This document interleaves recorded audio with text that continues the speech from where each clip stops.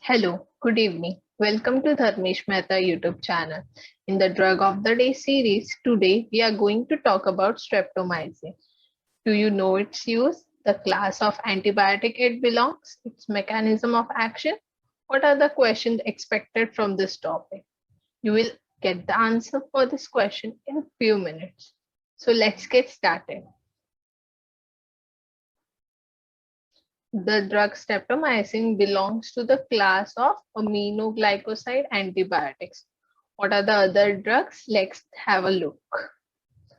So it is divided in two categories: systemic aminoglycosides and topical aminoglycosides. In systemic, we have streptomycin, gentamicin, kanamycin, tobramycin, amikacin, cysomycin, netlimycin. And in topical, we have neomycin and triamycin. So, do you observe one thing?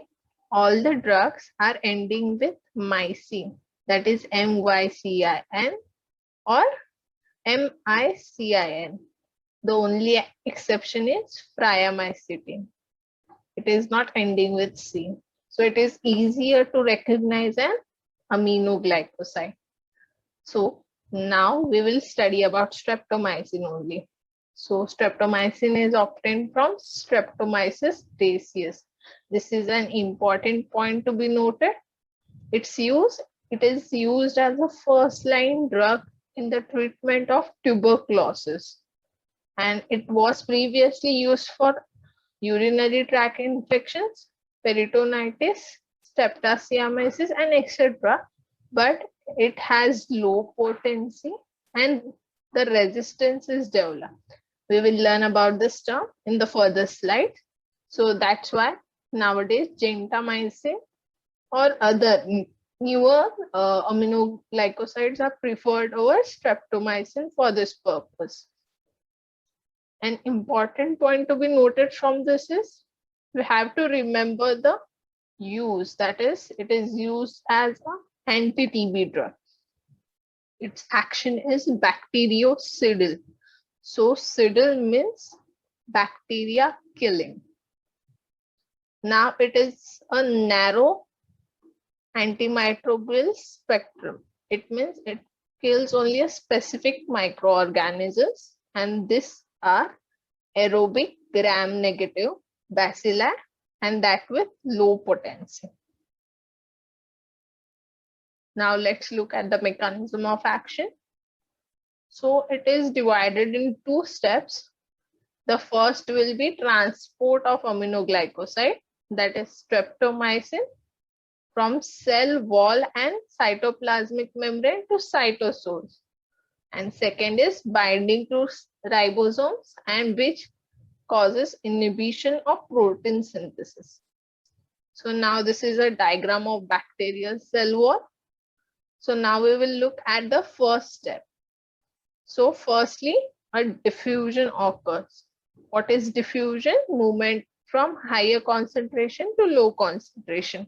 As we all know, the drug concentration will be higher outside the bacteria cell and low inside the bacteria. The drug will move from outside to inside via porine channels.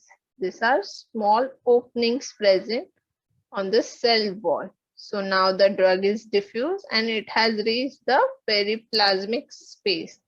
Now it has to enter cytosol, but it has to cross this plasma membrane. So how it will cross? It will cross via carrier mediated transport. Now a carrier moiety will come. This carrier moiety can be any substrate like glue needs from the host to survive. So this will bind with this carrier and it will enter via carrier mediated transport.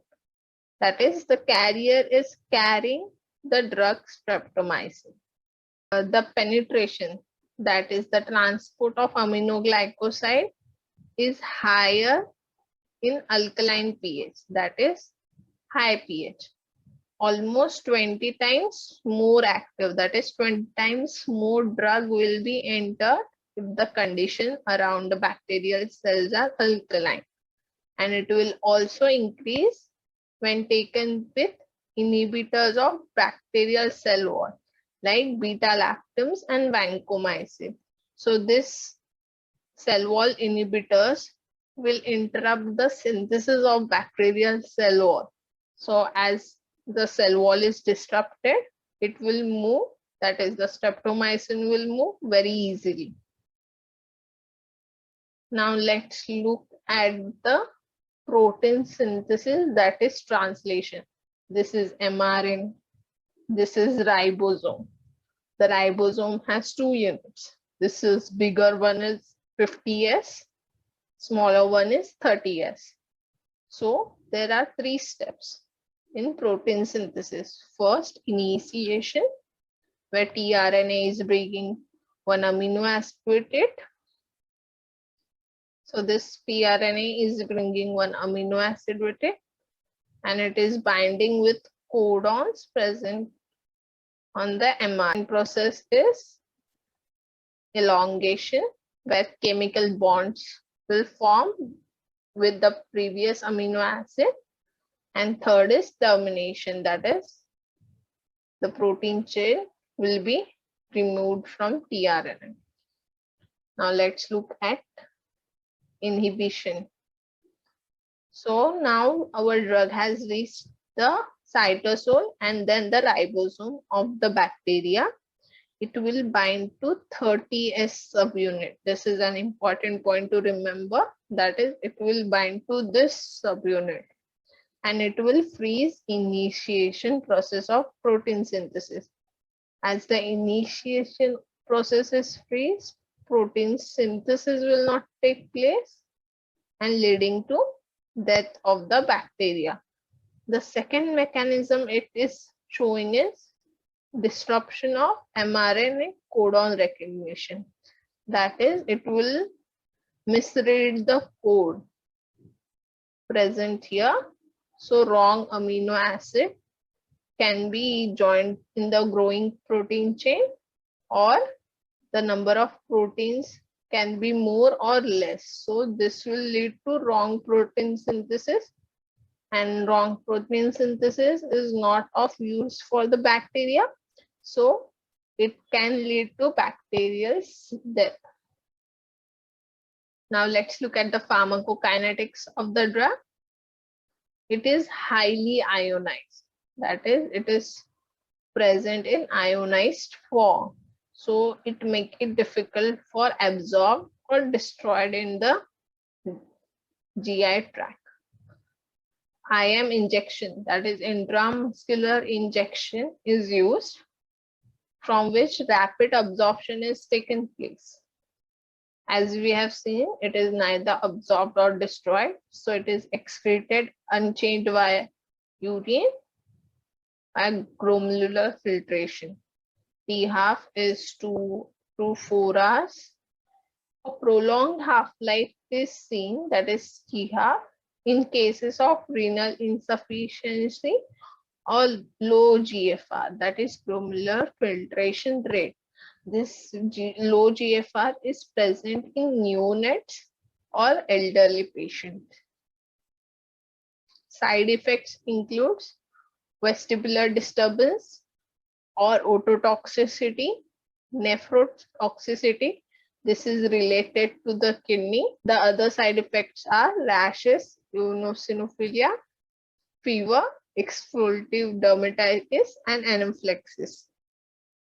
Drawbacks of this drug: it develops resistance. That is, the bacteria is adapting and developing. So bacteria is not affected by the streptomycin. It is developing a resistance against the streptomycin. This resistance can be developed by mutation in the bacteria, or it can develop a plasmid which will code for inactivation of enzymes. To cross resistance for aminoglycoside, means the bacteria is developing resistance to other aminoglycoside even if they are not used. Drug-drug interaction, as we have already studied, it is developing ototoxicity. So use of other drugs which are also causing ototoxicity can lead to severe damage. Which are these other drugs? This include high ceiling diuretics, minocycline, and the same logic is applied. That is, it should not be used with other nephrotoxic drugs. It can lead to severe damage of kidney. These other drugs are amphotericin B, vancomycin, cyclosporin, and cisplatin. Contraindication: streptomycin should be avoided during pregnancy as it causes risk to fetal ototoxicity. It is also avoided in patients past middle age and in those which already have kidney damage. Its use with muscle relaxants should be avoided because it can cause neurotoxicity, which can lead to respiratory paralysis. If you like this video, subscribe to our YouTube channel and press the bell icon to get notified when the video is uploaded. If you like to join our daily MCQ WhatsApp group, then you can contact on this number. You can also join us via mail. Now let's look at the structure of streptomycin. It is divided into three components. The first one is streptitidine, second alpha streptose, third N-methyl L-glucosamine. So these are the important subunits you have to remember. These both together are known as streptobiosamine. A key feature is 1,3-digonido group. Now let's look at the SAR. Reduction of this CHO group to C2OH forms dihydrostreptomycin. This can cause severe deafness. So this is an important point to be remember. Oxidation of this COH group to COH or oxime semicarbazone phenylhydrazine leads to inactive moiety. Then conversion of this methyl group to C2OH forms an active analog, but its activity is less than streptomycin. Removal of guanidine groups can reduce the activity. Demethylation, that is over here on this nitrogen. Demethylation or replacement with other alkyl groups like propyl butyl, the activity is less. Now we will look at this question which was asked in GPAT 2015. So the question is, which of the following aminoglycoside is used in treatment of TB, that is tuberculosis? And the option are option A neomycin, option B gentamicin, option C streptomycin, and option D kanamycin. And as we know, the answer is streptomycin because it is used as first-line drug in tuberculosis treatment.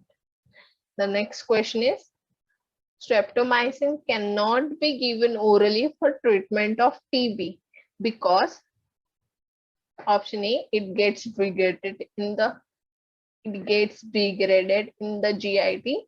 Option B, it causes severe diarrhea. Option C, it leaves a metallic taste in mouth. Option D, it is not absorbed from the GIT. And we know the answer, option B, because in the pharmacokinetics we have studied, it is highly ionized. So it is neither absorbed or destroyed in the GIT. So it is given by IM route. Thank you.